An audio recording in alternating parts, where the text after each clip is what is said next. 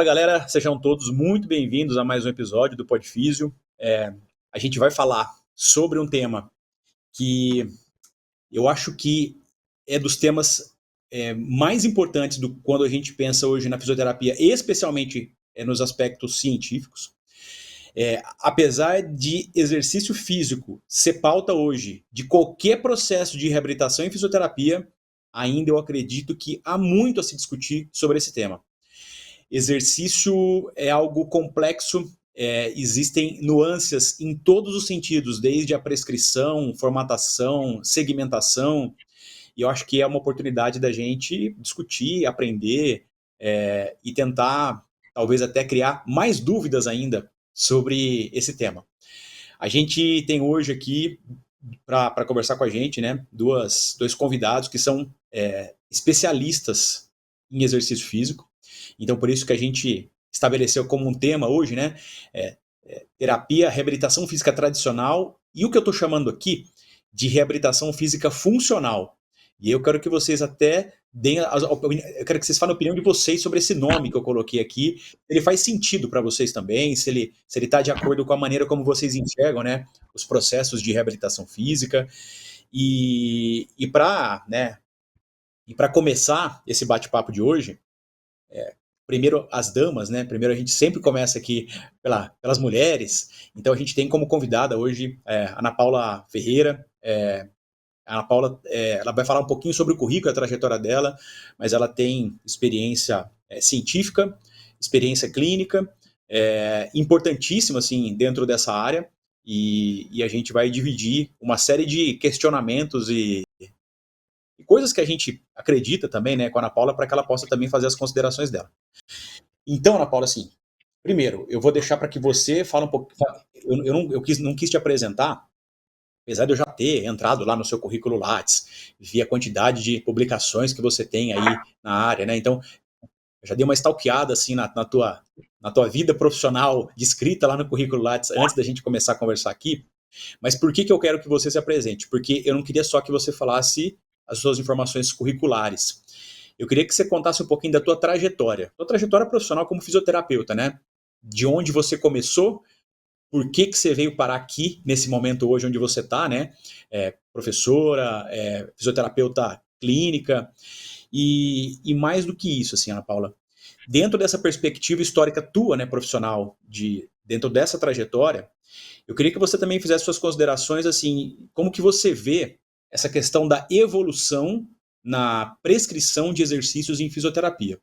E eu vou dar um detalhe, assim, do que eu estou falando. Eu me formei há muitos anos atrás, mas muitos e muitos anos atrás. Então, na minha época, até de graduação, mas acho que até muito depois disso, era muito comum a gente ver um paciente numa fisioterapia com uma caneleira, fazendo um exercício sentado numa cadeira, levantando o joelhinho assim, né? Aí ele contava 10 vezes, aí ele parava, esperava um pouquinho, pegava a caneleira de novo, pegava, levantava 10 vezes. Então, muitas vezes o fisioterapeuta tinha lá, né, uma cadeira, uma caneleira e 2 halteres ali de um pezinho ou outro, e o exercício ele meio que girava em torno disso. E isso, até hoje, a gente virou um pouco de chacota de pessoal de academia. O cara que pega pouco peso, ele fala assim, o pessoal da academia fala assim, ó, tá fazendo fisioterapia aí. Quando a gente vê esse modelo de exercício que a gente trabalha hoje, a complexidade de elementos que tem composição, né, que faz a composição desse tipo de exercício, a gente vê que a coisa mudou completamente. Hoje a gente pode falar assim pro cara da academia, vamos ver se você é forte mesmo. Tenta fazer esse exercício que eu tô falando aqui, né? E acho que o jogo meio que mudou. Então eu queria que você comentasse também dentro da tua perspectiva, né? O que aconteceu para a gente ter essa inversão toda, né? Quem que influenciou isso, etc. Obrigado aí pela tua presença, obrigado pela tua participação, seja muito bem-vinda. Obrigada pelo convite. É sempre uma honra, né, poder, de alguma forma, defender a fisioterapia. Eu acho que se a gente puder divulgar o quanto que o nosso trabalho é importante, o quanto que a gente consegue aí estar melhorando a qualidade de vida e a funcionalidade das pessoas, eu acho que é sempre bom para os dois lados, né, para a fisioterapia e para as pessoas que precisam do nosso serviço.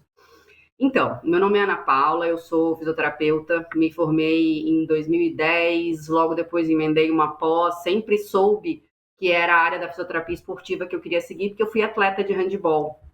Então, durante a minha vida esportiva, eu tive 3 lesões de LCA, tive 2 lesões de ligamento do tornozelo, então passei aí por inúmeras cirurgias, então eu fui, né, da paciente para fisioterapeuta. Eu brinco que talvez 90% dos fisioterapeutas esportivos da minha época foram todos tentativas de atleta frustrado, né? Então a gente não conseguia estar dentro de campo como atleta, então a gente foi tentar de outra forma.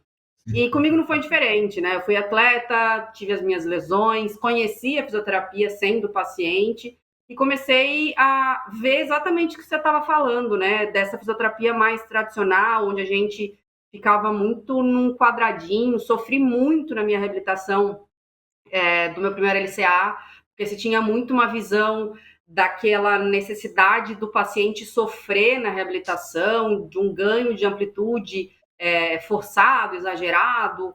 Então, passei por tudo isso, isso acabou me dando um pouco de bagagem prática e eu sempre soube que eu queria trabalhar de uma forma docente, né, transmitindo esse meu conhecimento.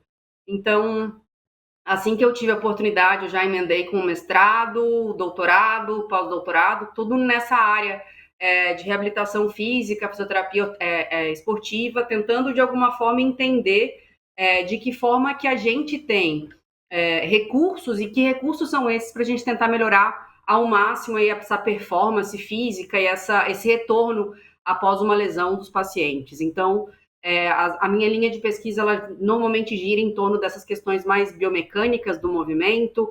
Adoro entender e tentar investigar como que a gente faz para prevenir uma lesão. Eu acho que hoje isso é o que me move, tentar permitir com que as pessoas consigam manter de uma forma ativa as suas vidas, mas de uma forma segura.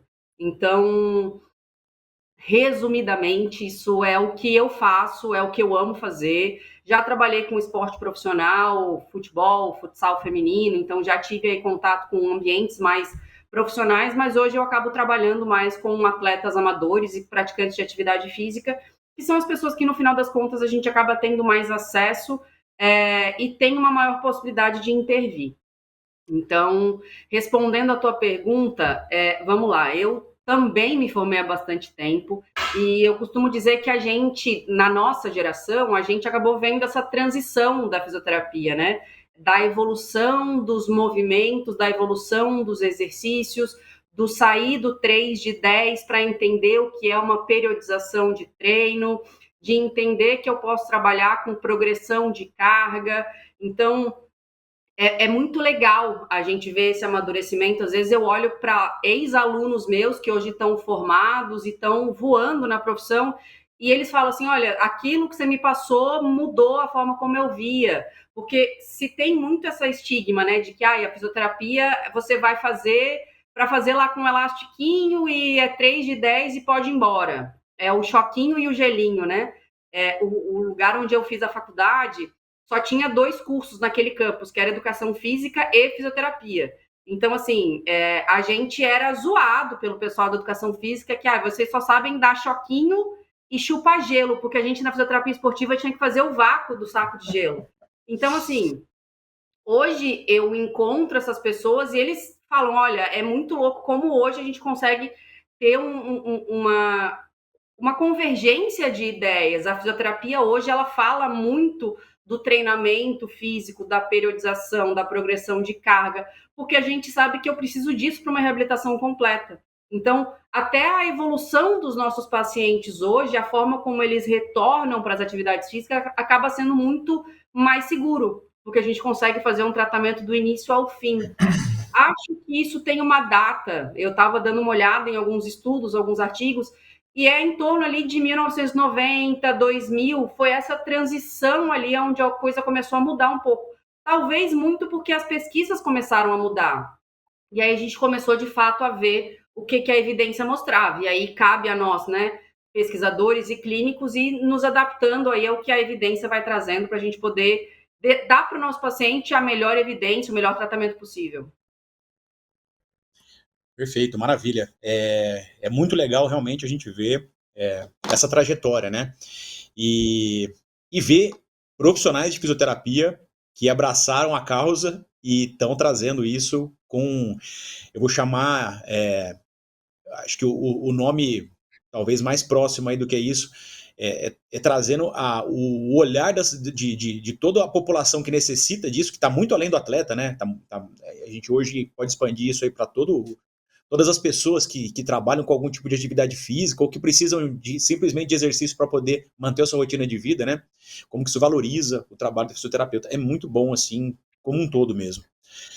Pessoal, a gente está aqui também com um outro colega que todo mundo já conhece, todo mundo que acompanha a gente já conhece muito bem, e o Thiago não precisa nem ficar se apresentando muito, né? Porque já esteve conosco aqui em inúmeras outras oportunidades. E, Thiago, eu queria que você falasse um pouquinho também da tua experiência dentro da área, principalmente da reabilitação física, né? Todo mundo te identifica muito como fisioterapeuta, osteopata, etc. Mas talvez falasse, pouca gente, talvez nem todos conhecem um pouco da tua trajetória dentro desse processo de reabilitação física. E é legal, eu acho que é teu depoimento também, Thiago, pelo seguinte, se eu não me engano, você começou a trabalhar com prescrição de exercício em reabilitação física em torno do ano 2000, talvez 99, 2000, ou talvez até antes disso, porque você já começou como estagiário desde quando você fazia curso de graduação. Então, é chão pra caramba. E imagino também, Thiago, que assim, a forma de prescrever exercício naquela época e hoje, ela mudou consideravelmente. E assim, Ana Paula, eu já fui paciente do Thiago, eu também tenho 3 cirurgias de joelho, eu já joguei basquete. Então, assim, exatamente essa história de lesão, ela não é fácil, não. Então, eu já fui paciente, o tipo de exercício que o Thiago trabalha dentro do processo de reabilitação dele é completamente diferente do que você está acostumado a ver dentro desse modelo, assim, eu vou chamar de tradicional para falar que é um pouco mais antigo, etc. E eu sei que os resultados disso, eles são muito bons e eles são muito importantes. Então, Thiago, eu queria que você falasse um pouquinho dessa escala de evolução e se quando eu falo assim, exercício funcional, isso é agradável no teu ouvido ou ainda você acha que isso ainda não responde tão bem o que a gente está chamando desse novo modelo? Então, vamos lá. Prazer, Ana Paula. Brunão, estamos aqui de novo para poder contribuir assim com o que a gente acredita, né, e o que a gente vivencia aí desde 98, quando eu entrei na faculdade, né, e vou contar um pouco de história aqui, né, onde eu comecei a procurar estágio. Falei assim, vou começar a procurar coisas que possam me dar algumas respostas. Eu acho que eu não tinha tanta maturidade, mas eu tinha alguns incômodos. Eu posso dizer assim que na minha rotina eu tento ficar incomodado o tempo todo para não me deixar numa mesmice assim que eu faça tudo a minha profissão inteira sempre do mesmo jeito, né? E um dos primeiros estágios foi com um médico fisiatra. Então olha que loucura, onde naquela época a fisiatria ela tinha auxiliares de enfermagem. Eu vou falar não era nem técnico em físio, onde as pessoas colocavam, ligavam, desligavam aparelho, manipulavam pacientes com capsulite adesiva, faziam um trampo assim muito louco, assim, de prescrições. O fisiatra falava assim, você tem que fazer isso e aquilo.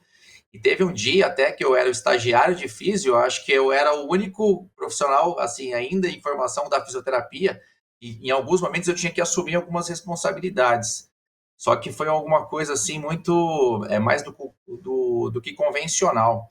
Eram coisas assim muito mecânicas, muito coisas de liga e desliga, você vai fazer isso, você vai fazer aquilo. Então, era o manda, liga e desliga, botão emperrado, sabe? Respeito muito eletro, respeito demais, de verdade, quem sabe usar isso. Eu não sei usar, né? Eu parti para outros caminhos, mas respeito demais isso, acho que isso é uma fase. Só que, além disso, vieram outras coisas, né? Então, isso me abriu a mente para ir buscar algumas coisas.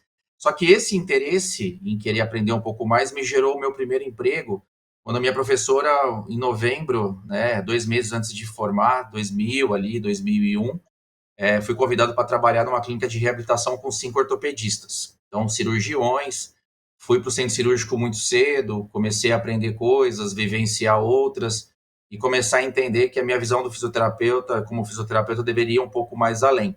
Mas ainda, aquela condição, né, que a Ana Paula colocou muito bem, que isso me incomoda, que é as séries 3 de 10, 4 de 10, exercícios pouco habituais para o seu dia a dia, né, umas coisas emperradas, não sabe o que fazer, faz 3 de 10, faz 4 de 10, e por aí vai. A gente não tinha uma medição de uma escala de esforço, não tinha um objetivo a ser cumprido, mas aquilo lá era o que a gente tinha e era o que a gente aprendeu, né? A gente aprendeu dessa maneira e vamos tocando o barco. Até que um dia eu falava assim, meu paciente, por exemplo, de LCA, um paciente pós-operatório de ombro, ele chegava, né? Ele tinha uma evolução, dali um tempo o convênio, ele falava assim, acabaram suas sessões, eu tinha que fazer um encaminhamento.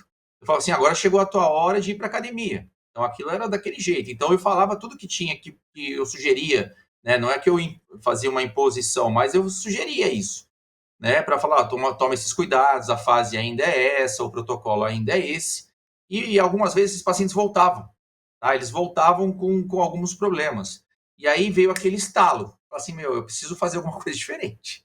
Esse cara precisa continuar comigo, eu preciso dar uma atenção para ele, né? E aí foi onde eu consegui abrir a minha primeira portinha com a cara e com a coragem, lá para o ano de 2003, 2004, assim, acho que quase 2004, 2005. Assim, um fundo de quintal de uma academia, vou fazer um tanque de areia aqui para mim, vou comprar 3 aparelhos de uma academia que está fechando e vou começar. Montei um grupo na hora do meu almoço, não tinha mais almoço, trabalhava das 7 a meio-dia, da meio-dia às 2 eu ia para essa academia, às 2 eu voltava para a clínica e fazia a reabilitação até às 6. E aí esses pacientes, esses grupos de LCA, eles começaram a ir comigo. E eu comecei a fazer evolução. Eu falei, putz, aí tem alguma coisa, aí tem alguma coisa. Eu acho que isso aí foi a sementinha para me incomodar até hoje e conseguir fazer esse tipo de evolução, ainda que mais que protocolada, tá? Só que depois disso, outras coisas apareceram. Formas diferentes de comunicação, evolução nas pesquisas, né? A prática baseada em evidência, ela me trouxe muitas coisas, principalmente para uma área que eu gosto muito, que é a área de reabilitação de membros superiores. A terapia manual me envolveu em alguns processos dentro disso, mas tudo voltado ainda para tipo de reabilitação de exercício. E aí, a educação em dor, a forma de lidar com esse tipo de formato, quebrar aquelas 3 séries de 10, começar a criar, parar de falar de exercício só e começar a criar tarefas, né, objetivos, metas para os meus pacientes, independente se é uma senhora que quer segurar um neto, ou se é uma pessoa que quer ir para o chão, que precisa fazer atividade no chão, ou é um esportista, ou... Então, essas coisas que foram me trazendo, eu vou dizer assim, um tesão de trabalhar, porque todo dia eu tinha que pensar de uma forma diferente. Então, todo dia eu tinha que construir um layout para eu conseguir colocar um pensamento de um sistema que não é baseado numa monoarticulação, em sim no movimento, numa tarefa. E a tarefa me traz o dia a dia, porque você treinar agachar é uma coisa. Quando você agacha na privada, você não agacha do mesmo jeito que você agacha na academia. Quando você pega alguma coisa no chão, ela não é feita do mesmo jeito todas as vezes. Isso se chama aprendizagem. Eu, por muito tempo, bloqueei os meus pacientes de aprenderem todos os dias, porque eu queria que eles fizessem o que eu gostaria.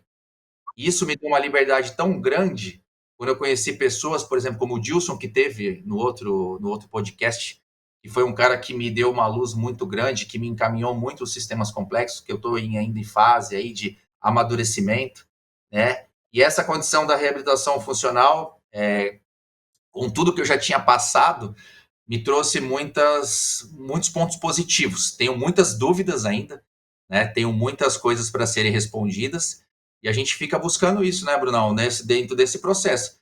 Se a gente conversar assim, de uma reabilitação de menisco, por exemplo, igual você fez uma cirurgia aí, né, da última vez, há 5 anos atrás, e hoje, talvez, né, a gente estivesse falando de mundos totalmente diferentes. E isso é bom porque a fisioterapia não parou. E as pessoas têm que reconhecer esse diferencial, porque nem tudo é funcional, né? Todo mundo chama de funcional porque vende, né? Porque vende, mas a tarefa, o objetivo, a gente faz aquela condição ela ser funcional para cada vida, para cada história e para cada motivo que nos traz aí todos os dias. Eu tentei resumir um pouco aí e, assim, pode perceber que eu gosto muito de falar sobre isso. É muito legal, né? Então, assim, a gente está falando de um paradigma, eu acho que ainda, sabe? Porque, vê se você concorda comigo, Ana Paula, a cultura estabelecida como um todo, né? Eu não estou falando da cultura da fisioterapia, não. A cultura estabelecida entre a população é o 3 de 10.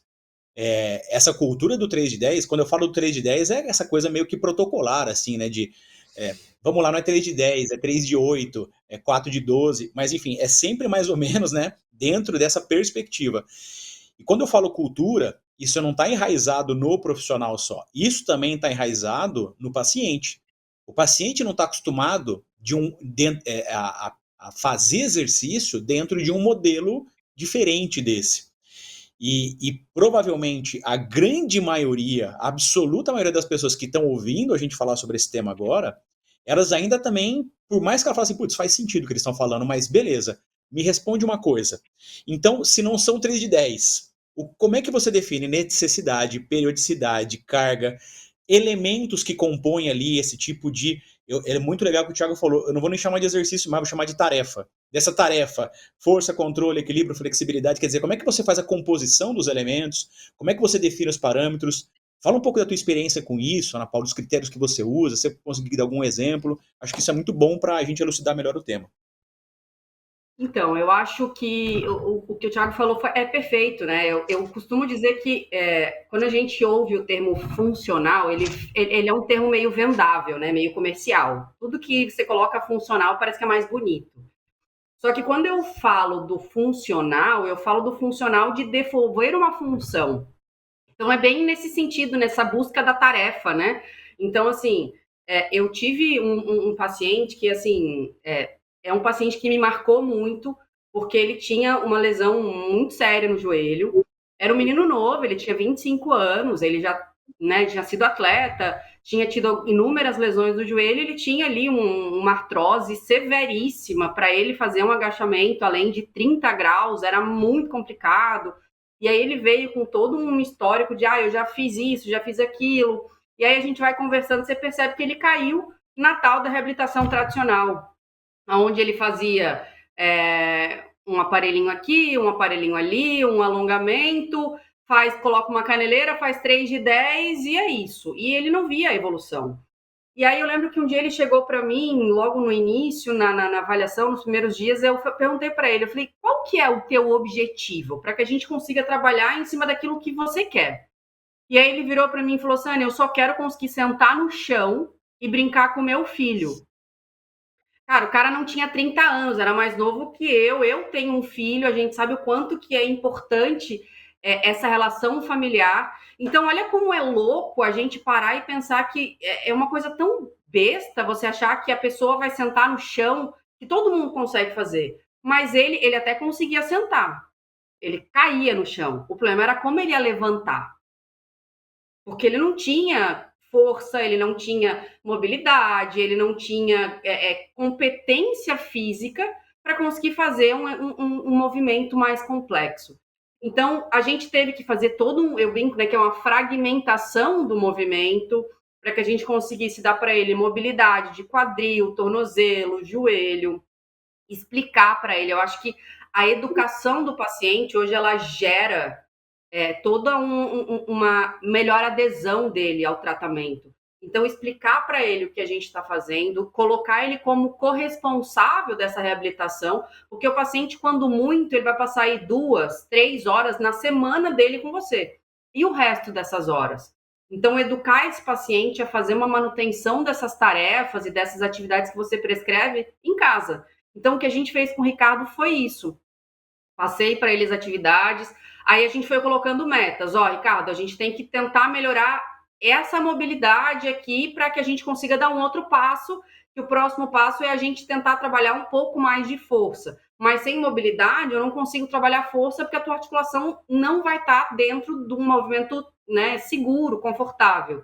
Então, eu fui explicando tudo para ele, fazendo um controle de carga, sempre tentando pedir para ele essa questão de como ele se sentia diante da progressão de carga que a gente progredia, como ele ficava de um dia para o outro, qual era a sensação dolorosa ali dele. Então, essas variáveis que a gente conseguia ir controlando, a gente foi fazendo para conseguir chegar lá no final. A reabilitação dele durou em torno de 6 meses, não foi algo rápido, até porque ele era um paciente muito limitado emocionalmente, ele tinha muito medo de fazer tudo. Então, essa dessensibilização, né, que a gente vai fazendo com o paciente do medo ao exercício, a famosa cinesiofobia, que hoje em dia está muito em voga, né, eu costumo dizer que a gente vira quase os psicólogos do movimento. Até o nome da terapia é a mesma, né? A terapia cognitivo-comportamental, onde você expõe o paciente a microtarefas, a movimentos que geram nele uma certa tensão para que ele vá se sentindo seguro. E aí foi desse jeito, assim, bem a passos lentos, que a gente foi progredindo com ele, devolvendo para ele um pouco de força, até ele conseguir fazer um agachamento profundo. Ele não conseguiu sentar no chão, porque para ele era muito difícil esse mais do que 95, 100 graus de agachamento. Só que aí, quando ele chegou nisso, aí eu falei para ele, beleza, agora eu vou te dar um presente de alta. E aí eu fui no mercado e comprei, sabe aqueles banquinhos que tem, sei lá, 20 centímetros de altura? Aí eu falei, agora você vai até aqui e você vai subir desse banquinho, porque naquela altura eu sabia que ele conseguia chegar. Eu falei, com esse banco você consegue sentar no chão, brincar com seu filho e levantar em segurança, confortável, e você vai estar ali, fazendo aquilo que lá no início você trouxe para mim. E aí foi uma choradeira, combinei com a esposa dele, dela trazer o filho dele para a última sessão, onde ele ia testar o banco, e aí o menininho apareceu, enfim. Então, é a gente tentar observar esse paciente como um todo e entender que talvez o agachamento, que para mim pode ser algo usual, cotidiano, de sentar, que nem o Thiago falou, sentar na privada, talvez para alguém seja extremamente confortável, extremamente difícil. Então, entender exatamente que variáveis que ele precisa. Então, é mobilidade, é força, é potência, é resistência, é alongamento, é flexibilidade.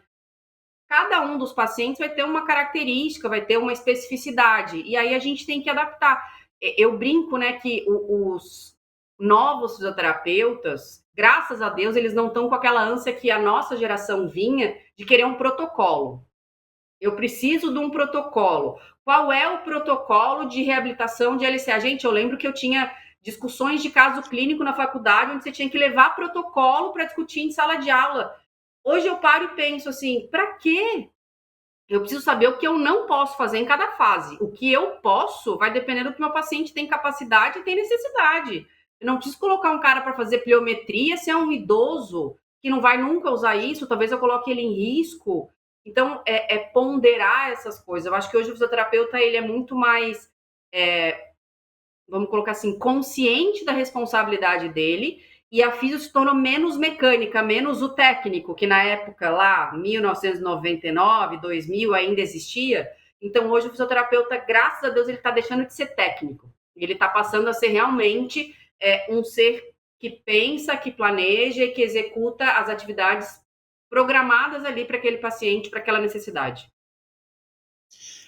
Nossa, essas histórias são muito boas, né? Porque é exatamente uma quebra de barreira, uma quebra de conceitos que ainda estão muito presentes no nosso dia a dia hoje. Assim. Esses conceitos ainda são muito fortes, são muito presentes. E é muito bom a gente falar sobre isso, porque a gente começa a levantar algumas questões aqui para que realmente isso possa causar algumas reflexões. Eu vou dar alguns exemplos aqui, Thiago, depois eu também queria a tua opinião a respeito.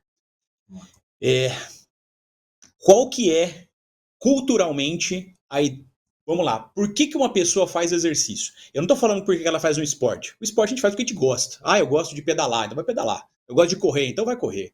Eu jogo basquete, então vai lá jogar basquete.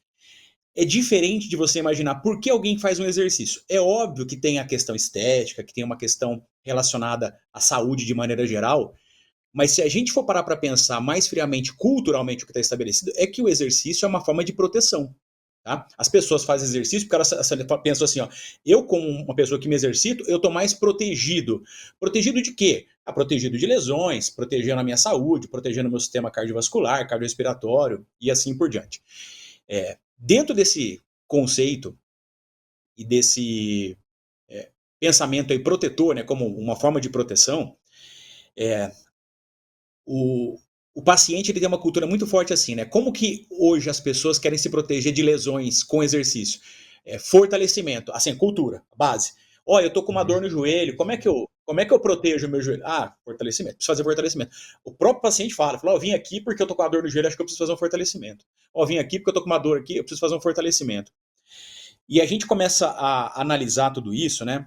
O que é o exercício em si, com esses componentes, como que a gente coloca tudo isso? Na verdade, exercício é uma maneira da gente padronizar uma forma de criar o estresse para o paciente. Esse estresse, ele é meio trabalhado é, de uma forma para o paciente para que ele possa criar habilidades específicas sobre uma determinada condição, né? Aí a gente está falando das tarefas que ele tem que desenvolver, da repetição e do treinamento nessa habilidade, ele vai ter algum tipo de aprendizado motor, cognitivo, e a partir disso, ele desenvolve uma proteção, Thiago, e aí você me corrige se eu estiver errado, aquele exercício que ele fez. Então, quando a gente cria um exercício, você protege o paciente do quê? Daquele exercício, daquele movimento. O que eu estou querendo dizer é o seguinte: o exercício que a gente faz, a gente até estava tendo uma conversa sobre isso um tempo atrás, né? O exercício protege a gente do exercício. Daí o problema de uma pessoa achar que está se protegendo de lesão, fazendo, por exemplo, só musculação na academia. A musculação na academia protege o indivíduo do quê? Da musculação da academia. É mais ou menos por aí? Você falou várias palavras assim que soam muito bem, principalmente a palavra cognição, né, e proteção. A gente tenta se proteger de uma coisa que a gente não sabe o que vai acontecer, né? Ainda a questão da imprevisibilidade, essas questões são muito discutidas em relação a esse tema, mas é muito bom falar disso, porque independente do que eu fale aqui, não estou falando, eu vou falar da academia. Ah, você não gosta de academia? Não, eu faço academia, mas eu tenho um propósito para isso, né? Mas a gente está falando, por exemplo, vamos lá, chega um corredor para mim, né? Eu atendo alguns corredores de rua aí, e o cara chega para mim e tal, mas eu fortaleço e tal, né? Aí eu pergunto para ele, eu falo assim, o que você acha da mesa extensora? Em qual momento você repete, você executa esse exercício na sua tarefa, na sua dinâmica? Aí ele para pensar. Eu falo assim, que horas que você faz esse tipo de movimento? Que horas que você faz o leg press? Que horas que você faz o agachamento? Que horas que você faz... Me fala um pouco, que horas que você trabalha a panturrilha dessa maneira? Eu faço a pessoa refletir sobre o que eu estou falando. É importante ela fazer? É importante falar disso. Mas eu estou falando isso de uma forma muito isolada, tá? Ele se protege daquele próprio exercício. É exatamente isso. Só que na hora que eu peço para ele, falar assim, ó, como que você corre? Vamos lá, tá vendo? Assim, eu mostro para ele o movimento e a percepção para ele da questão dos desequilíbrios que ele apresenta durante o movimento. E aí eu vou usar alguns termos técnicos que é para chamar atenção, que chama inibição artrogênica. Tá? Todo mundo acha que inibição artrogênica, quando o músculo não funciona, é somente quando ele opera. Faço uma cirurgia de joelho, fiz artroscopia ali para qualquer situação, faz uma inibição de quadríceps, você vê que perde muito, parece um palitinho da coxinha, e você tem dificuldade para poder estimular a contração dele, né? Parece uma coisa... E não é só isso, não é só dessa maneira. Por exemplo, um corredor de rua que acha que está fazendo um baita movimento para solear, por exemplo, para glúteo máximo, para o desenvolvimento de um bom controle lombopélvico. Tá vendo que eu estou falando de várias articulações ao mesmo tempo? Aí eu pergunto para ele, qual é o momento que você consegue trabalhar o tornozelo, pé, joelho, quadril e coluna num exercício? Tá? E em nenhum momento eu falei a palavra que é errado, mas eu quero dizer que eu tenho que trabalhar a questão da sinergia, que é botar para trabalhar de uma maneira que você realmente esteja um pouco mais próxima da sua execução. Isso exige um controle motor melhor da situação e você começar a ativar a musculatura na hora que ela precisa ser ativada. Porque uma coisa que a gente fala é, por exemplo, vou fazer um teste de dinamômetro para glúteo médio. Aí eu faço em decúbito lateral com abdução de quadril. Aí a minha hora, qual é a hora que eu uso isso no meu gesto esportivo, na minha corrida, no meu salto, o que seja? Entendeu? É esse questionamento. Ah, mas é uma forma de avaliar. Concordo. Mas eu tenho que começar a pensar em que momento que eu quero ativar esse membro inferior. Mesma coisa de manguito, né? Fala assim, eu quero trabalhar um paciente que tem disfunção de ombro. A gente pegava muito, né, Ana? Muito elastiquinho, rotador interno, rotador externo, e ficava aquela maluquice. E depois fala, não, tudo é escápula. Aí fala, a sua dor, em que momento que é? Que teste que reproduz? O que eu tenho que fazer? Pô, não adianta eu fazer um movimento aqui embaixo de uma posição neutra, sendo que o meu movimento é aqui em cima. Só que meu movimento num saque, Bruno, não joga tênis, o meu movimento começa no pé, entendeu? Então, entre as cadeias, entre as sinergias, entre vários autores aí, eles começam a mostrar para o fisioterapeuta que ele pode entender um pouco mais que aquele exercício, talvez com um halter, aquele exercício com uma carga na academia, ele seja uma zona de conforto para aquele ambiente, né? E não para a hora que você vai realmente reproduzir tudo que você treinou.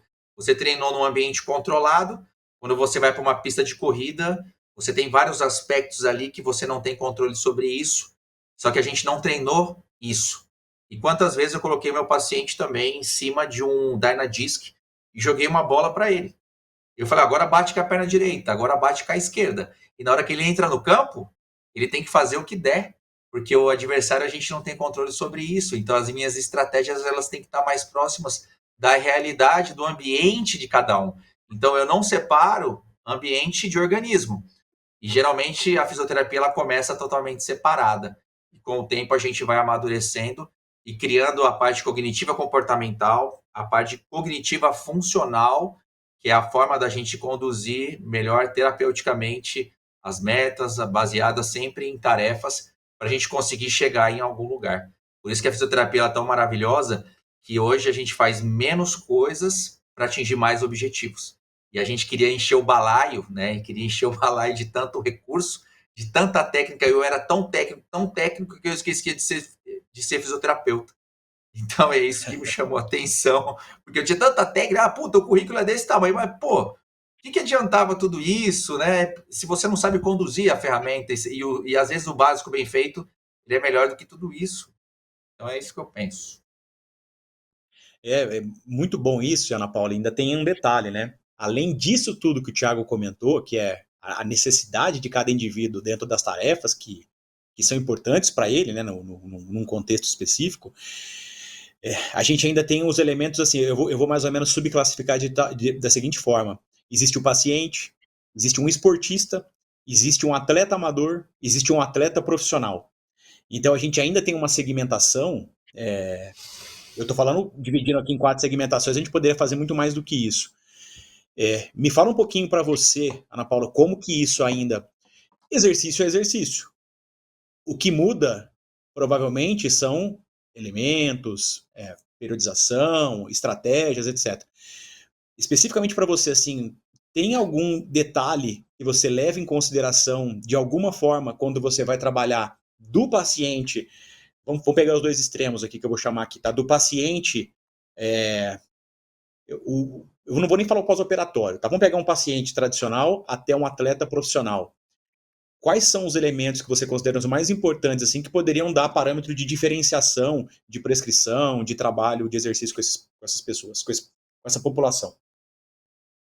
Eu acho, Bruno, que a palavra-chave é a demanda, né? Eu acho que qual é a demanda que esse corpo vai estar sujeito, né? Quando ele retornar para o que seria pós-alta dele.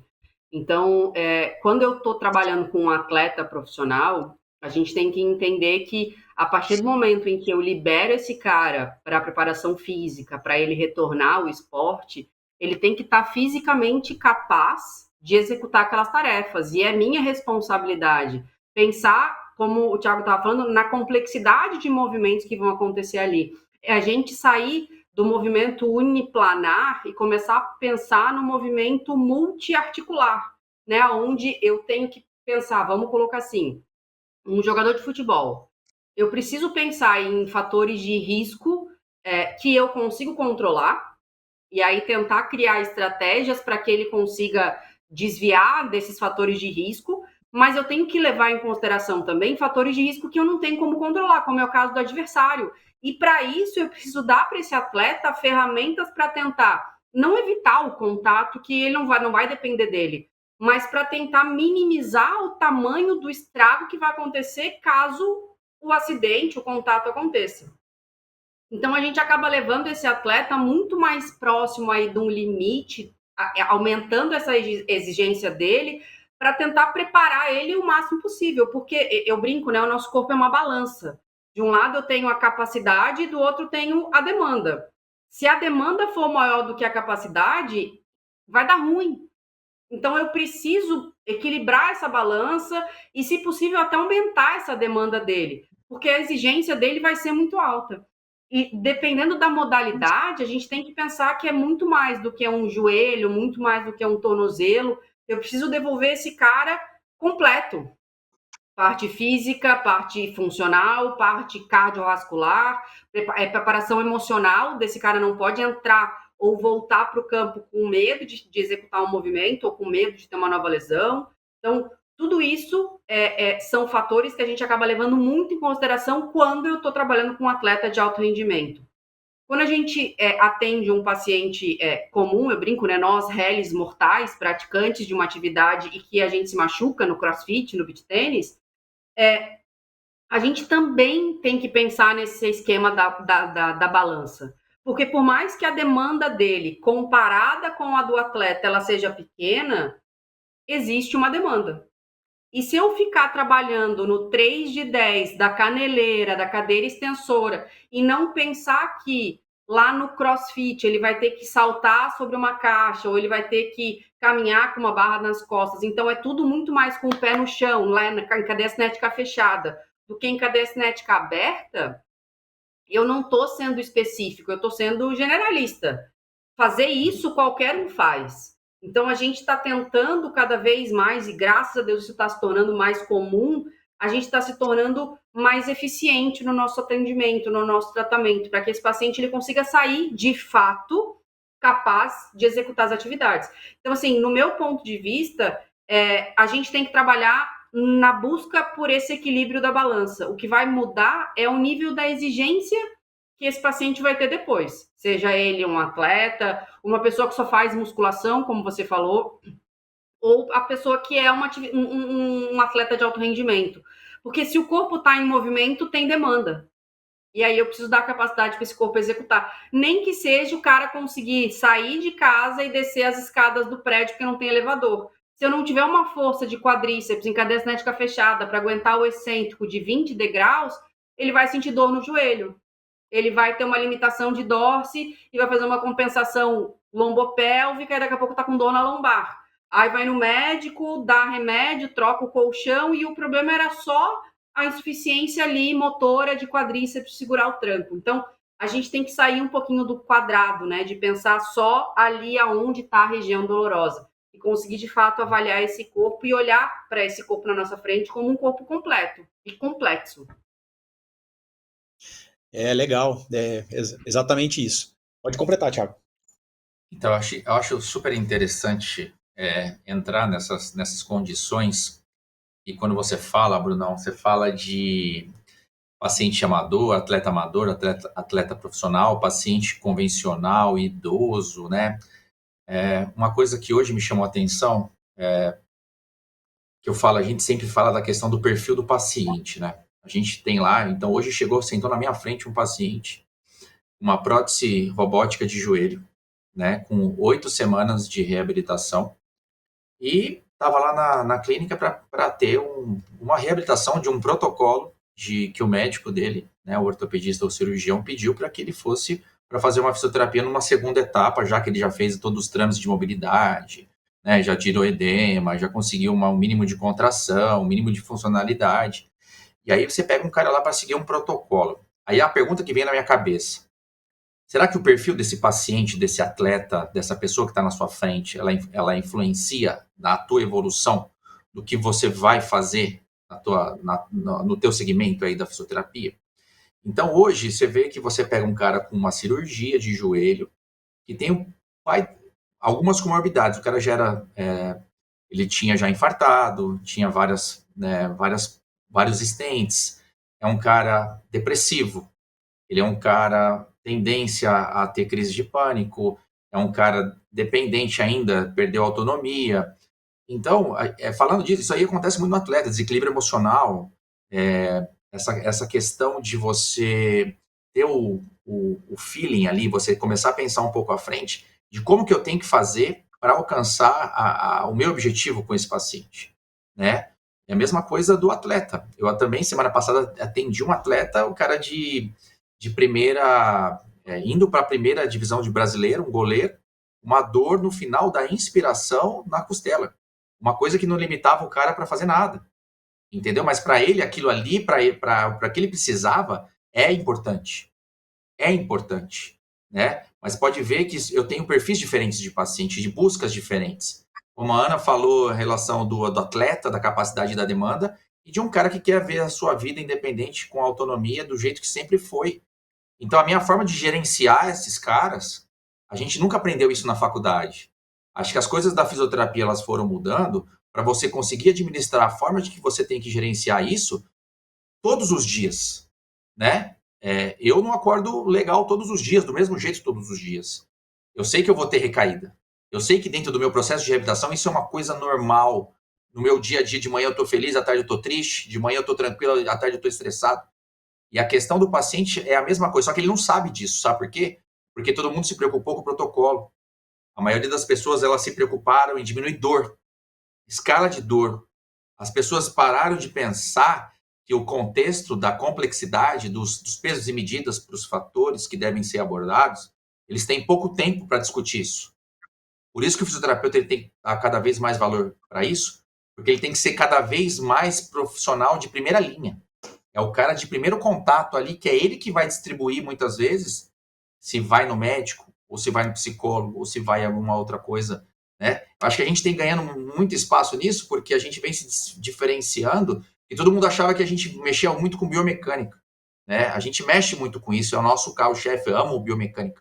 Só que esse tempo para você definir a forma de você conduzir um paciente que é preguiçoso e ele veio para ficar só na maca, e de repente você implanta uma questão de exercício para ele, ele se incomoda. Eu falo assim, hoje você vai me xingar, mas amanhã a gente vai dar risada junto. Então é mais ou menos nesse sentido, porque eu não vou concordar com você. Então eu tenho que fazer você se virar, morder o beiço, ficar irritado, me xingar, faz o que você quiser. Mas depois a gente vai rir, e rir de muita coisa porque você está aqui para aprender. E se o problema é teu, você é o dono do seu problema. E agora eu só tenho que administrar a forma de falar isso para ele, para que eu crie a forma de empatizar a situação para a gente conseguir chegar junto, onde ele quer, né? E a gente costuma dizer assim, a partir do momento que você entendeu, você nunca mais estará sozinho. Então agora a gente vai até o fim. Ô, Thiago, você falou um monte de coisa aí que eu tô de acordo, mas você falou uns negócios aí que me incomodou e eu vou passar o meu incômodo para Ana Paula. Eu quero saber o que ela Boa. pensa a respeito. Não é que me incomodou, às vezes assim, ó. Não. O Thiago falou assim, ó, o paciente não quer saber de maca, não pode ficar só na maca e não sei o quê, e ok, eu sei como é que o Thiago trabalha lá, e eu sei como é que ele divide, inclusive, o tratamento dele, etc. Por outro lado, Ana Paula, exercício é muito bom, mas não resolve todos os problemas. Especialmente, existem questões ligadas o que a gente está falando de biomecânica, nem tudo é biomecânica, mas biomecânica é importante também. Micromovimento faz parte do processo e trabalhar essas questões, eles podem também ajudar a gente a ganhar tempo, ganhar perspectiva, ganhar qualidade no movimento que vai ser feito no exercício. Terapia manual e reabilitação. Como que a gente vai trabalhar isso? Isso deve ser trabalhado junto, separado, são coisas independentes. O Thiago falou do goleiro com a dor na costela na inspiração. Você pode até trabalhar isso com exercício, mas vai levar muito mais tempo do que se você trabalhar com terapia manual, provavelmente esse problema. Com terapia manual, provavelmente em 1, 2 sessões isso está resolvido. Com exercício, isso vai levar bastante tempo para você conseguir ter um resultado mais importante, dentro dessa perspectiva de dor mesmo, né? Desconforto que o goleiro está sentindo. Então, assim, me fala um pouquinho da tua realidade, como para você é dividido isso, se tem algum tipo de divisão, como é que você lida com a necessidade do paciente relacionado à terapia manual e exercício? Então, na verdade, eu acho que tudo é parte de uma avaliação inicial, né? Eu costumo dizer que a avaliação, ela não é só no início do tratamento, mas a gente faz uma avaliação a cada sessão do paciente. E com base naquilo que a gente tem de objetivo naquele atendimento ou naquele momento, eu acho que a gente tem sim recorrer à terapia manual, à eletro, ou seja, o recurso que a gente quiser. Eu acabo usando terapia manual com os pacientes que têm limitações ou dificuldades importantes de ganho de mobilidade, por exemplo. Um pós-operatório que tem um déficit de extensão, um paciente que tem um déficit de dorsiflexão e aí tem dificuldade em fazer um agachamento, um paciente que vem em crise de dor lombar, e aí a gente faz ali as manipulações, eu trabalho com Mulligan, então a gente faz meia dúzia de exercícios e, cara zera a dor, e aí a partir dessa diminuição do quadro álgico, aí você pode pensar em dar para ele um estímulo de cinesioterapia, de fortalecimento, de alongamento, mas um paciente com dor, ele já entra num quadro de cinesiofobia que ele não quer se movimentar. Então, não é o momento, realmente, da gente entrar aí com exercícios, porque senão a tendência é esse paciente fazer espasmo muscular, essa dor piorar, e ele não volta, porque ele acha que o exercício piora, e se ele chegou com uma dor, ele saiu com 2 de dor, não vai voltar para a física, ele não vai acreditar. É aquele cara que ele vai preferir ir no médico tomar uma injeção de diprospan, e aí a dor sumiu, bem mais milagroso. Então, a gente tem que ser prudente e entender que a gente tem essas ferramentas para poder estar complementando o atendimento. Eu acho que não é uma questão de divisão ali, tipo, eu vou fazer terapia manual nas primeiras 5 sessões e depois eu vou fazer cinésio. De novo, eu preciso identificar o perfil do meu paciente, identificar o perfil do meu atendimento, identificar o meu perfil, né? Eu sou uma pessoa muito mais da cinésio do que da terapia manual. Eu uso a terapia manual quando eu acho necessário, eu acho prudente, e onde eu vejo que o exercício pode estar complementando, eu vou estar incorporando. Assim como tem profissionais que trabalham comigo que eles deixam para usar o exercício só lá no finalzinho, eles trabalham com terapia manual, mas eu acho que tudo depende muito do perfil do paciente, né? E assim, são técnicas incríveis. Eu confesso para vocês que eu não era uma pessoa muito fã da terapia manual. Eu fiz o curso do Mulligan faz 1 ano e meio, mais ou menos, e eu fiquei chocada com os resultados dos meus pacientes. Eu falei, gente, isso é o quê? É mágica? É bruxaria? Eu levei para casa, fui fazer nos meus pais. Meu pai falou, tá, mas o que tu fez? Tu só deu uma giradinha nas minhas costas e melhorou? Eu falei, funciona, acredita. Então, assim, a gente vai vendo que existem recursos aí disponíveis para que as pessoas, né, vão adquirindo esse conhecimento e essa habilidade para poder dar para o paciente essa mágica de tirar a dor em 5 minutos ali de movimentação. Vai funcionar para todo mundo? Não, não vai, mas é mais um recurso, é mais uma técnica. Então, você consegue ir incorporando isso no teu atendimento de acordo com a necessidade. Então, eu sou super fã de terapia manual. Hoje eu falo, assim, eu acho que é incrível e acho que é fundamental em praticamente todos os pacientes. Perfeito. O Thiago, quando eu falei que que eu não estava concordando muito, é que você comentou alguma coisa assim do paciente não poder ficar muito tempo na maca e não sei o quê, né? Eu entendi exatamente o que você está falando. Não dá para ficar o tempo todo na maca, mas eu sei que dentro da tua perspectiva, da tua realidade, o Thiago tem as macas dentro do serviço de reabilitação, né? Existem as macas lá misturadas com toda a estrutura e a rotina. Thiago, eu quero que você vá além da terapia manual. Eu quero que você diga o que é abordagem sistêmica, o quanto que isso é importante, visão sistêmica. O que eu estou chamando de visão sistêmica? Eu estou falando de você conseguir fazer uma avaliação do impacto orgânico, sistêmico desse indivíduo em relação à mecânica articular, em relação à dor. Eu estou falando de fazer uma avaliação entendendo como é que está o componente autonômico, né, a função autonômica desse paciente e como que isso vai impactar a biomecânica, e como que isso impacta a dor, a mobilidade, etc. Né? Os inputs sensoriais, os inputs neurológicos, como é que esse tipo de visão, como é que você usa isso dentro do teu serviço de reabilitação? A pergunta, ela tá. Você pode ver que a gente ainda não, né, nem eu nem a Ana, falava assim: a reabilitação funcional é isso, né? A gente não falou. Mas eu acho que a gente vai fazer em cada pergunta que você está fazendo, achar mais um ingrediente para essa resposta. É um negócio muito louco, assim. Eu acho que essas coisas fazem a gente ter insights e fazer refletir muito mais do que a gente faz. Isso é bacana. Eu vou usar um exemplo, tá? Eu vou usar um exemplo até que aconteceu comigo ontem numa devolutiva de uma avaliação depois de 1 mês de trabalho, tá? Então, eu atendi uma mulher dos seus 42 anos, fase ativa de trabalho e tudo mais, uma queixa muito importante com dores nos ombros.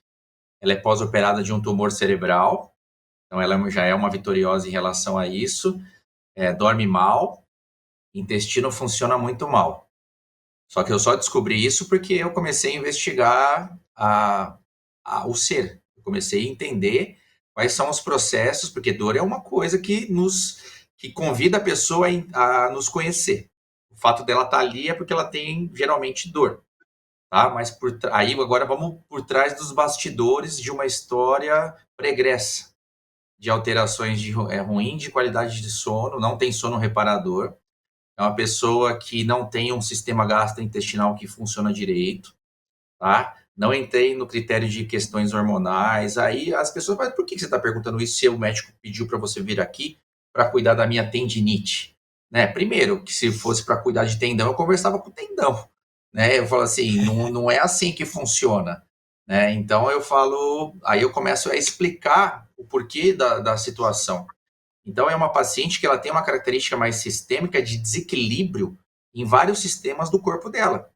E ela estava pensando ali em melhorar a dor. Aí eu falo assim, aí eu conto história.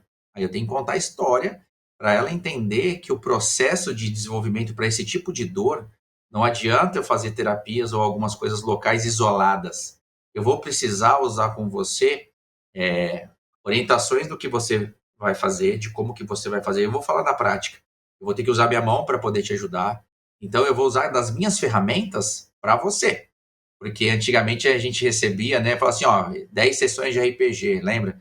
A gente recebia, ó, agora você vai fazer esse tipo de técnica. E a gente não tinha liberdade para falar assim, o que eu tenho, o que eu preciso usar para cada paciente, eu só vou descobrir na hora se o exercício vai ser mais benéfico, se a terapia manual vai ser benéfica, se o conjunto vai ser importante, e aí por aí vai. E essa paciente, a primeira coisa que eu fiz para ela foi assim, você vai para a esteira, você vai andar 10 minutos na velocidade X, você vai voltar para mim aqui, você vai sentar e levantar 20 vezes, você vai na cama elástica correr 30 segundos, você vai fazer esse movimento de extensão de joelho tantas vezes, você vai voltar lá, vai fazer isso de novo pelo menos 3 vezes, até eu conseguir gerar um estresse maior no seu sistema nervoso. Aí ela não entendeu muito, né? Ela falou assim, mas o que tem a ver o ombro, né? O que tem a ver o ombro nessa situação? Ela não tinha uma dor de característica tecidual, ela não tinha um problema nociceptivo.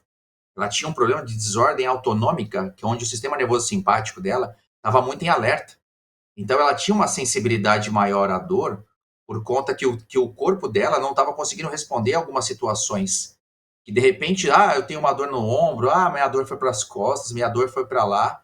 E aí eu perguntei, depois de um mês trabalhando, a pessoa ela veio me questionar. É onde que eu quero fechar o caso da questão sistêmica. Tá? Ela falou que tudo que eu fiz ali fez muito sentido para ela, porque ela começou a reconhecer o corpo dela como ferramenta dela do seu dia a dia.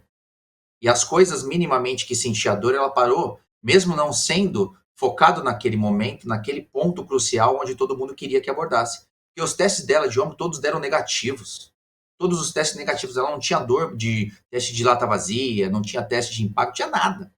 Entendeu? E o perfil dela, pelo sono, pela questão intestinal e pelo motivo de dor ser muito pequeno naquele sentido localizado e muito mais um caráter sistêmico, a gente começou a entender que eu tinha outras coisas a mais para poder trabalhar, de acordo com aquela outra resposta que eu dei, que era o perfil do paciente, né? E quando a gente pensa na condição sistêmica, quando a gente pega um paciente e avalia ele pensando na questão da dor, eu posso jogar essa condição sistêmica para a tarefa, que a gente já repetiu isso aqui várias vezes. Eu posso ser sistêmico para várias condições, desde que eu consiga realmente atingir o que eu procuro para cada perfil, para cada tarefa, para a resolução de cada problema. Não sei se foi isso que você tentou focar, para a gente tentar distribuir de uma maneira diferente, porque eu não dei nenhum tipo de exercício de manguito para ela, tá? Um protocolo convencional. Eu tentei estressar o corpo dela da maneira que ela precisava, cheguei num limite para falar assim, isso sim é se sentir viva, isso sim é você poder viver melhor sem dor, porque viver sem dor é possível. E o processo foi entendido, e essa paciente aí, ontem eu fiquei conversando com ela da sessão dela 20 minutos, ela só dando o feedback da sensibilidade dela, quando ela foi tratada dessa maneira, e pelos tratamentos convencionais anteriores. E aí a gente volta para o tema da conversa, tradicional e funcional, o que eu preciso fazer para chegar mais perto do sucesso, né? É mais ou menos isso. Não, é isso. E olha que interessante, Ana Paula, assim, a conversa aqui, né, de vocês aí que são as maiores autoridades aqui no assunto. Vocês estão falando o tempo todo de elementos de conhecimento básico que fazem completa diferença no sentido da prescrição de exercício. Porque a gente não está falando aqui, ó, me fala 4 exercícios para dor no ombro, me fala, me dá 20 exercícios para quem quer prevenir dor na coluna. Não é isso, né? É realmente a capacidade de entender a perspectiva do paciente, de analisar as tarefas e de conhecer os elementos que compõem um exercício e como que a gente vai poder propor isso para um paciente de acordo com a necessidade dele. Ponto. Só isso? Não. Você já comentou sobre isso, Ana Paula, o Thiago comentou sobre isso agora também, que existe um outro fator importante que é o que a gente chama de classificação de dor, né? Dor não é tudo igual, né? Os elementos que compõem a resposta à dor de um paciente, eles não são só elementos nociceptivos, né? A gente tem classificações diferentes que a gente consegue entender que dor não é uma sensação baseada exclusivamente em uma alteração nociceptiva. Quer dizer, é preciso dominar esses conceitos sobre dor também para que você consiga colocar isso dentro do seu conceito de avaliação e a partir daí no seu processo terapêutico de prescrição, etc. Agora, eu vou dar um dado aqui que eu não tenho a noção exata se é isso mesmo, mas deve ser mais ou menos. Vamos pensar assim, ó, 90% da fisioterapia no Brasil, provavelmente deve ser até um pouco mais que isso, ela é desenvolvida por serviço público de saúde, vamos chamar de SUS aqui, tá? E aí eu tô falando de federal, municipal, estadual. Planos de saúde, independente do plano de saúde, pessoa que vai lá e paga o seu convênio. E aí um percentual menor, mas aí que também tem representatividade, é o que eu vou chamar de clínica escola, tá? Os serviços de fisioterapia aplicados pelas clínicas escola. E eu posso falar para vocês assim com maior tranquilidade, a absoluta maioria, se não tudo que a gente está vendo sobre isso, ainda trabalha dentro do que eu vou chamar aqui de modelo tradicional, que é o exercício de, prescrito de uma forma mais estática, sem tantos elementos, sem tantos componentes. Quer dizer, é um exercício que basicamente se preocupa menos com os aspectos funcionais mais amplos, com tudo isso que a gente discutiu aqui até agora. Se tudo que a gente está conversando aqui tem base científica, tem melhores respostas e tem conceitos teóricos que fazem muito sentido quando a gente fala disso para todo mundo, porque na prática, na maior parte das vezes, isso não acontece. Eu acho, Bruno, assim, como professora, eu vivenciei isso, né? Eu vi isso acontecer dentro da clínica da universidade da qual eu sou supervisor de estágio. Já trabalhei, na época que eu era estagiária, em clínicas onde nós tínhamos meta de atendimento dia, era em torno de 100 pacientes sendo atendidos por dia, era uma clínica de convênio. Eu acho que, no final das contas, muito dessa forma de como a fisioterapia é feita ainda é falta de posicionamento do próprio fisioterapeuta. Isso eu estou dizendo de clínicas de convênio, tá? Eu não sei aí em São Paulo, mas aqui em Florianópolis existe um movimento cada vez maior de menos fisioterapeutas estarem atendendo por plano de saúde.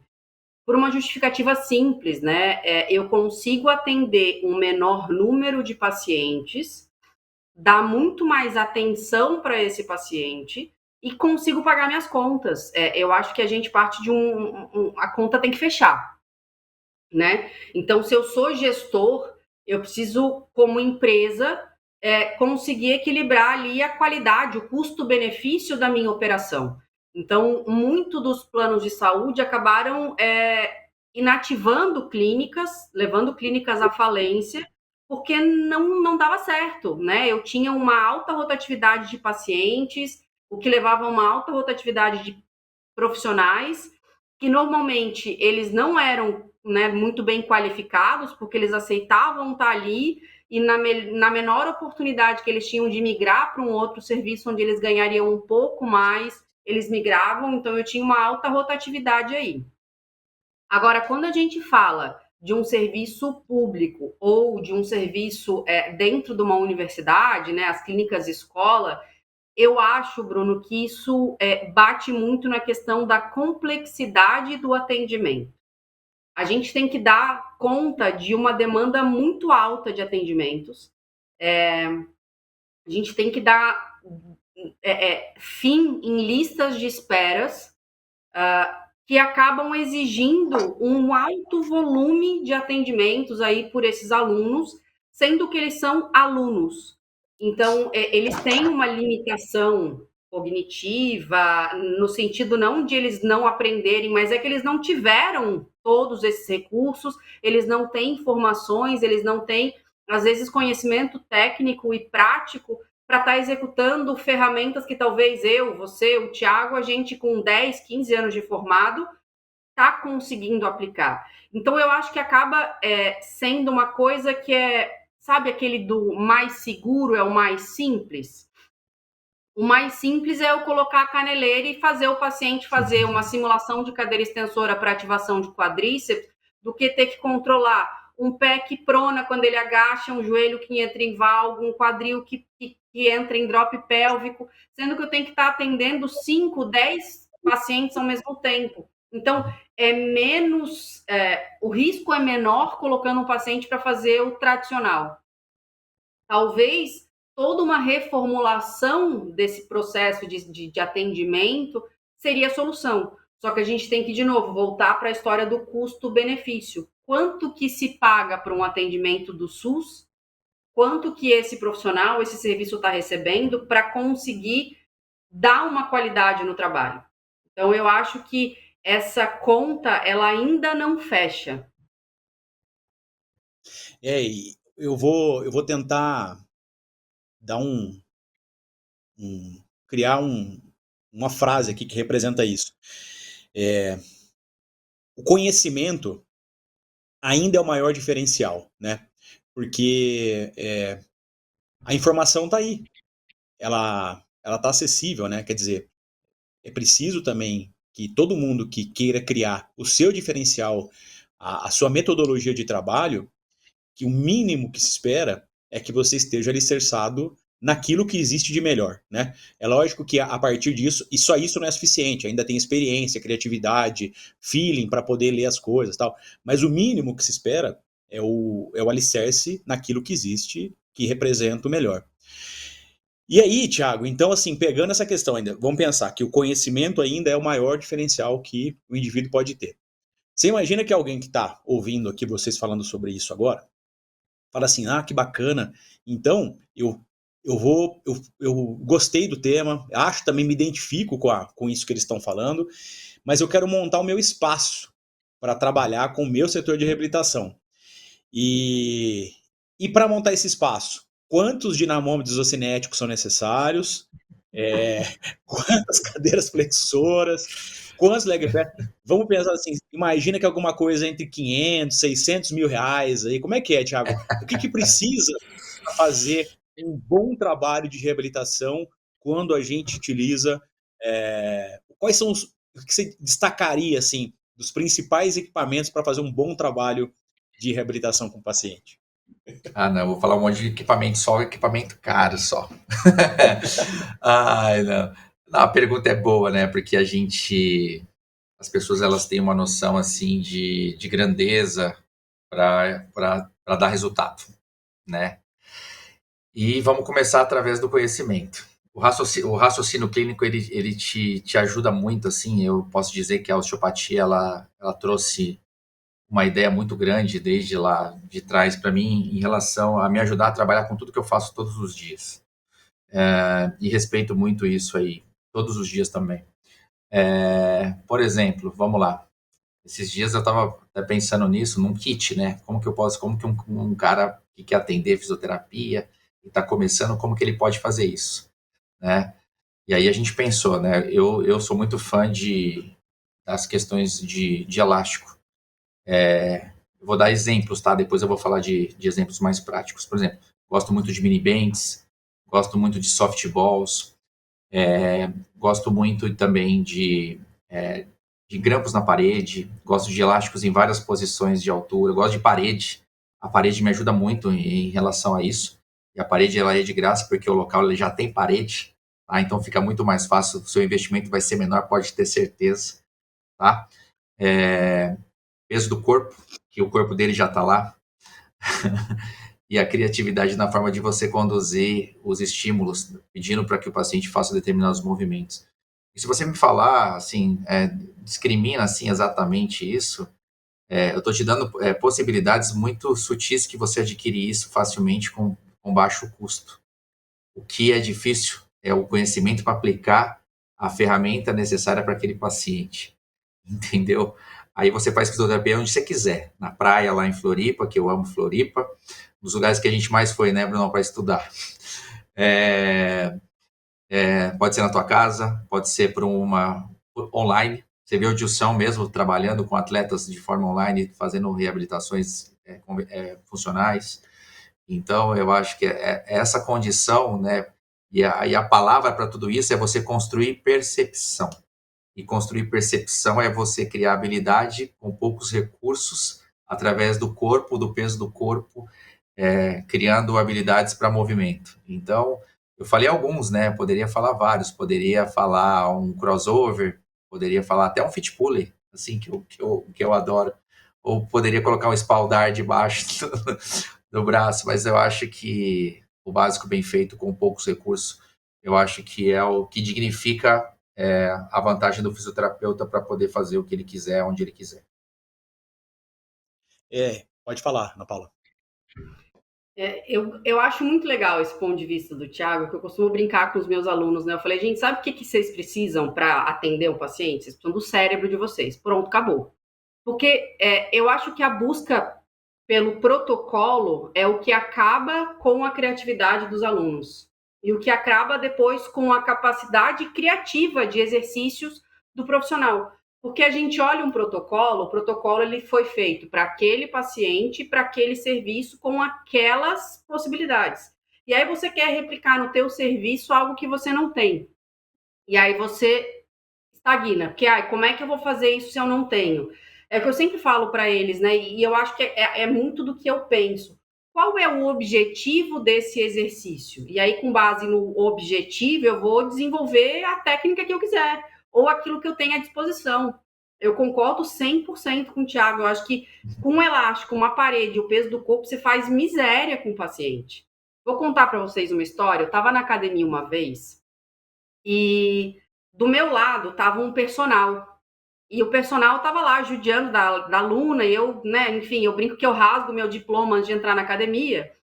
E chegou uma hora que ela virou para ele e falou: eu não quero mais fazer isso, eu tô cansada, dá pra gente reduzir para 2 vezes por semana. Aí ele virou para ela e falou: olha, quer moleza, vai fazer físio.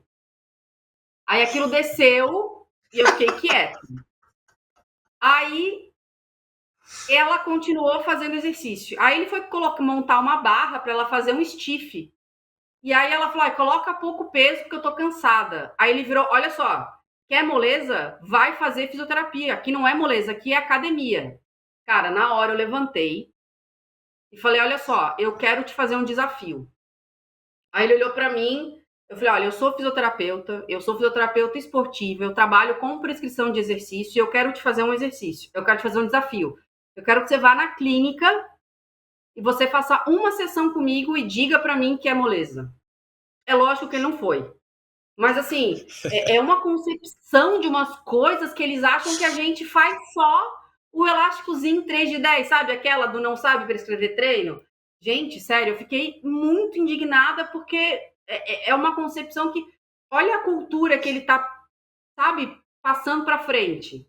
Aí essa paciente, essa aluna, fala para outro, que fala para outro, e aí se cria esse ambiente de que a fisioterapia é o lugar onde ninguém faz nada. Aí o paciente chega na clínica, sai de lá pingando, suado, lavado, ele fala: meu Deus, mas eu nunca cansei tanto. A gente só usou o cérebro, mais nada. É exatamente isso, né? E criar essa cultura é importante, né? A gente é a nossa missão, faz parte da nossa missão também, não só o trabalho com o paciente, é criar a cultura. E nada melhor para criar uma cultura do que estando presente na universidade, quer dizer, trabalhando com os novos alunos, fazendo esse tipo de conteúdo que a gente está fazendo agora, porque é uma maneira também da gente falar um pouco desse trabalho, e é o gancho que eu queria pegar até para a gente, chegando no finalzinho aí do nosso bate-papo, né, que eu acho que esse é um ponto-chave de toda essa conversa. Para todo mundo que está escutando essa conversa até agora, ela provavelmente está pensando assim, né, eu tenho um grande problema na minha vida, que eu não tenho nem uma Ana Paula e nem o Thiago perto de mim aqui. Eu estou muito longe deles e eu não tenho acesso a essas pessoas para que eu possa, de alguma forma, aprender um pouco mais sobre isso, ampliar minha visão sobre isso. Na verdade, a pessoa fala assim, ó, eu queria aprender mais, mas aonde eu busco esse conhecimento, aonde eu acho esse tipo de informação? Então, Ana Paula, começa com você. Me fala assim, me dá uma dica para a galera, aonde que eles vão encontrar informação boa sobre esse tema que a gente está discutindo. Eu também, que se você quiser aproveitar e falar das suas principais referências científicas, né, sobre isso, acho que também é uma coisa interessante da gente finalizar essa conversa. Então, eu costumo dizer que informação, ela tem de graça, tudo quanto é lugar, né? Eu, como pesquisadora, a gente consome muita ciência, né? Então, eu acabo usando muito de referências aí científicas, acadêmicas, PubMed, bases de dados mais complexas, mas são artigos em inglês. A gente sabe que existe um fator limitador aí, as pessoas às vezes não sabem nem como buscar, né, esse material. Então, existem hoje perfis aí, né, de rede social, um monte de podcast como o Podfísio, que trazem essa informação já mastigada para o profissional, para ele conseguir entender e talvez ir adquirindo esse conhecimento. Tem um portal que eu acho muito legal para as pessoas poderem ir conhecer um pouco mais, que é o Físio em Ortopedia. Eu acho que ali existe muito material gratuito com profissionais de referência para que as pessoas consigam entender um pouco mais. E assim, gente, não adianta achar que as coisas vêm de graça, né? Por mais que todo esse conhecimento esteja aí sendo disseminado de uma forma gratuita, eu acho que nada como você, de fato, se aprofundar em alguma coisa. Então, às vezes, fazer uma pós-graduação, fazer uma especialização, ir atrás de um curso de formação continuada, uma formação de extensão, um curso técnico, para que você adquira esse conhecimento de fato, porque ninguém vai tirar isso de você, sabe? Então, assim, por mais que nem eu, nem o Thiago e nem o Bruno estejamos do seu lado, a gente está aí nas redes sociais, eu tenho certeza que é uma questão de entrar em contato, a gente está aqui para tentar, de certa forma, orientar vocês e ajudar nessa aquisição de conhecimento. Tem vários alunos e várias pessoas que me mandam mensagem, qual é a melhor pós que eu posso fazer? Eu quero fazer um curso de terapia manual, qual que você acha que é o melhor? Eu costumo dizer que oportunidades tem para todo mundo, mas, de fato, foi o que você falou, Bruno. Cabe ao profissional, de fato, não só tentar encontrar, mas, de fato, consumir esse conhecimento, adquirir esse conhecimento, ir atrás, porque não adianta. Se você não evoluir com a velocidade com que a fisioterapia está evoluindo, você vai estar prescrevendo a cadeira extensora lá com caneleira no 3 de 10 para sempre. E aí você não vai entender por que o teu paciente não melhora ou por que ele vai procurar um outro serviço. Maravilha, perfeito. Thiago, então o primeiro investimento não são 3 dinamômetros ocinéticos e nem o leg press e nem... Então tá. O primeiro investimento é o conhecimento. Aonde, Thiago? Referências aí para essa galera conseguir achar. Algumas referências foram importantes para você também. Então, essa pergunta, se você tivesse feito para mim há 20 anos atrás, seria uma resposta, né? Hoje a gente tem outra. Já tomou muita bordoada aí de muito tempo, mas muita bordoada boa, né, que nos fez enxergar algumas coisas. Eu falo de 3 pilares importantes. Tem outros, tá? Mas eu vou destacar 3. Eu vou começar a falar de entender como se faz um tipo de reabilitação baseado na prescrição de exercícios voltados para o paciente, né? Eu acho que você entender de exercício, você entender de como usar o exercício para tarefa. Acho que isso é a primeira coisa que tem para trabalhar com exercício. Então, a gente tem que saber pegar os conhecimentos de anatomia e biomecânica e poder fazer uma aplicação voltada para o movimento e não simplesmente para o exercício. mas voltados mais para o movimento, e isso envolve a nossa base. Então, a base bem feita, ela é importante, eu vou dar algumas referências assim depois. Segundo momento, começar a utilizar a sua mão para atingir resultados mais rápidos, que você consiga dar um suporte. A Ana falou muito bem de mobilização articular combinada. Aquele goleiro que eu dei o exemplo, eu resolvi o problema dele com mobilização articular combinada. Tá? Foi muito legal, tá? Aquele dia. Então, eu acho que essa ferramenta ela é aplicada ao movimento mais uma vez. Então, eu vou usar de recursos de exercício, um pilar. O segundo recurso é terapia manual. E o terceiro, gestão. Tá? Que é um dos pilares, os 3 pilares que a gente se preocupa hoje, porque a gente é técnico demais também, você não consegue resolver os seus problemas, porque a partir do momento que você cresce, você precisa de ajuda, e igual vocês falaram, a gente não vai estar ao mesmo tempo ali para poder acudir essas pessoas. Elas têm que se preocupar com isso, porque crescer dói, né? Então, se você está buscando recursos para você poder melhorar, você quer crescer. Se você quer crescer, você quer crescer de uma maneira mais organizada, que você tenha esses 3 pilares. Vamos dizer assim, as minhas referências em tudo isso, eu posso dizer facilmente, assim, Gustavo Leporassi, que eu trabalho muito com corrida. Eu posso dizer também do Felipe Reis, quando eu falo de dor. Posso dizer sobre Germana de Natal, da UFRN, Larissa, sobre ombro. Posso falar de Ana Maria Siriani. Posso falar de Gabriel Leão. Posso falar de vários ortopedistas cirurgiões que eu trabalho também aqui, que envolve. Então, a gente tem que parar com essa vaidade e falar que o que vem de fora é melhor, né?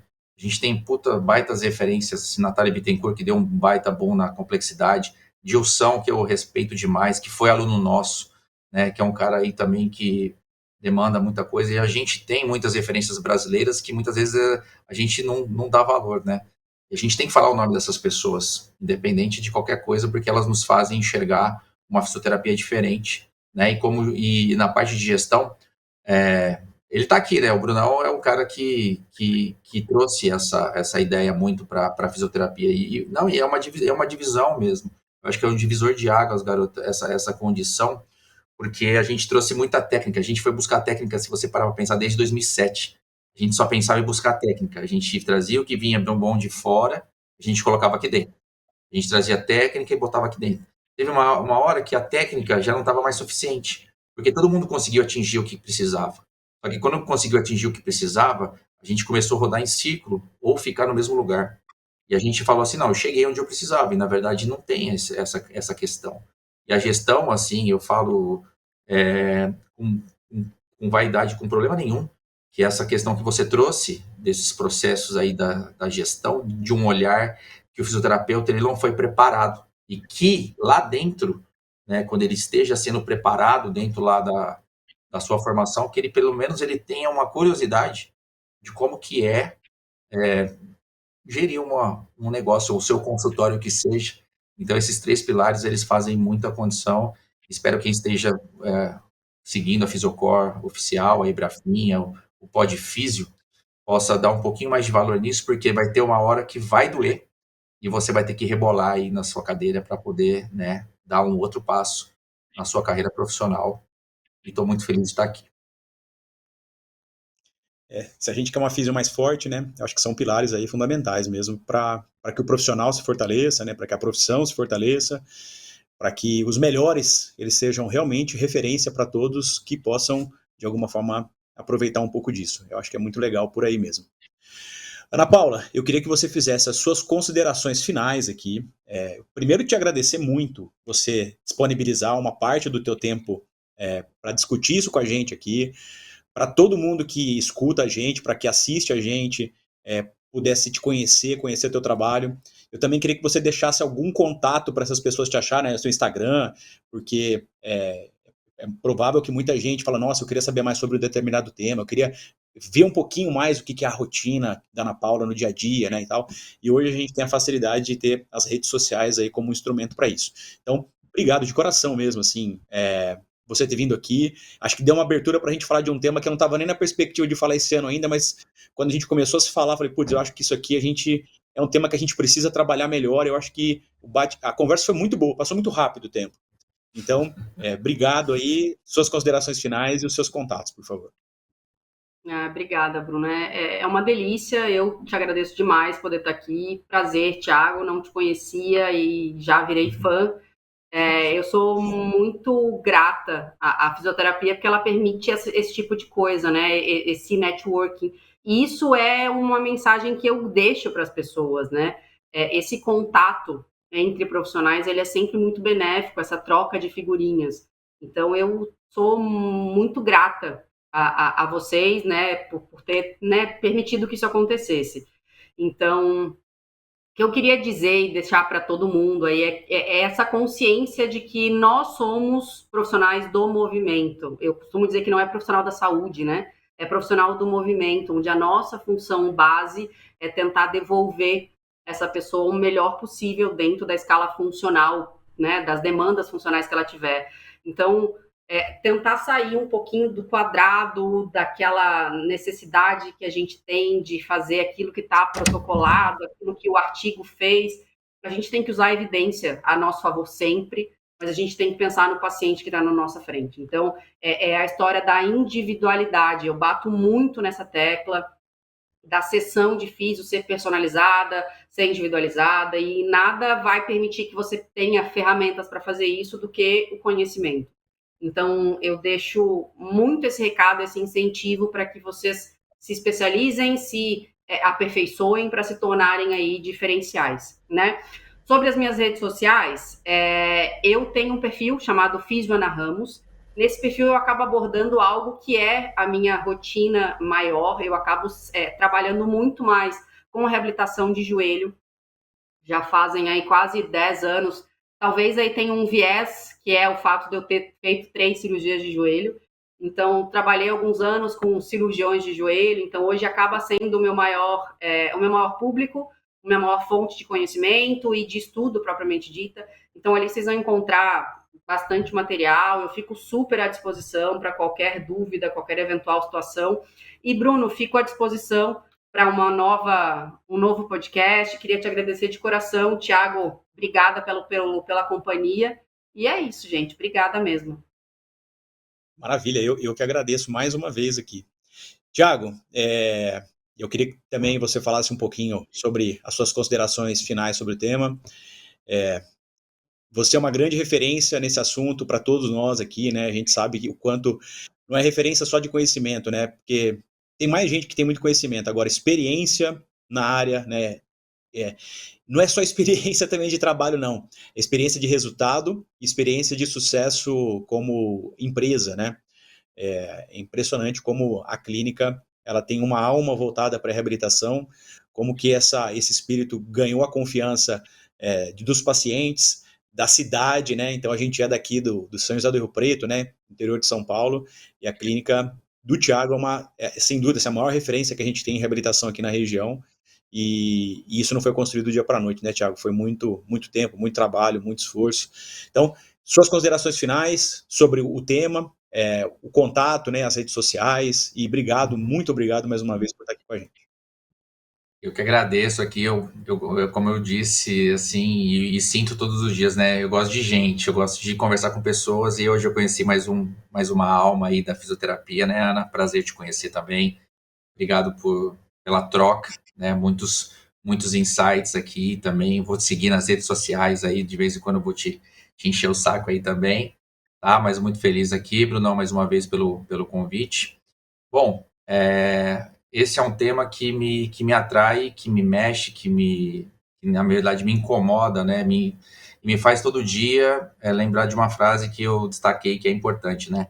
A vida ela começa todos os dias. Então, quando você vai fazer alguma coisa, você dá o seu melhor, né? Você vai lá para encontrar com pessoas que têm dificuldade.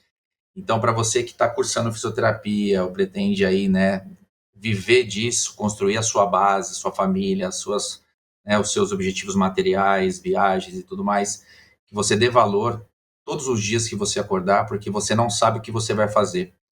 Para isso que você tem que se preparar para poder lidar com pessoas que vêm precisando de ajuda. Então já começa por aí. Então, antes da sua questão técnica, antes de buscar muitas ferramentas disso, tenta preparar o seu básico. Com o básico você consegue preparar o resto, tá? E é claro, sempre na base do conhecimento, porque partindo disso as pessoas vão acreditar no que você faz e você vai conseguir atingir os seus resultados. Então, se a gente está aqui vivo depois de muitos anos daí de trabalho, é porque realmente a gente se encontra no caminho certo. A gente não chegou no caminho, não chegou no fim da linha, né? Mas todo dia a gente tem que construir um caminho diferente para conseguir chegar no mesmo lugar. Então, a minha mensagem, ela é essa, né? Seja diferente, o diferente incomoda, e não tenha medo, tá? Faça o que você acredita, de verdade. Então, a minha rede social aqui também é o @cfisoficial, estou nas redes da Fisiocor, e estou aí, final de semana de aula na Ibrafim, e estamos aí, né? Graças a Deus, todos os dias, respirando fisioterapia. Maravilha. Obrigado, galera. Obrigado a todo mundo que assiste, que ouve a gente em qualquer lugar, né?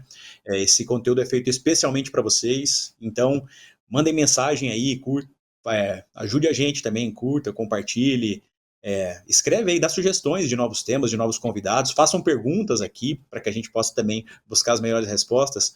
Entrem em contato com essas duas feras aqui que a gente conversou hoje também. E obrigado mais uma vez pela companhia e até a próxima. Valeu.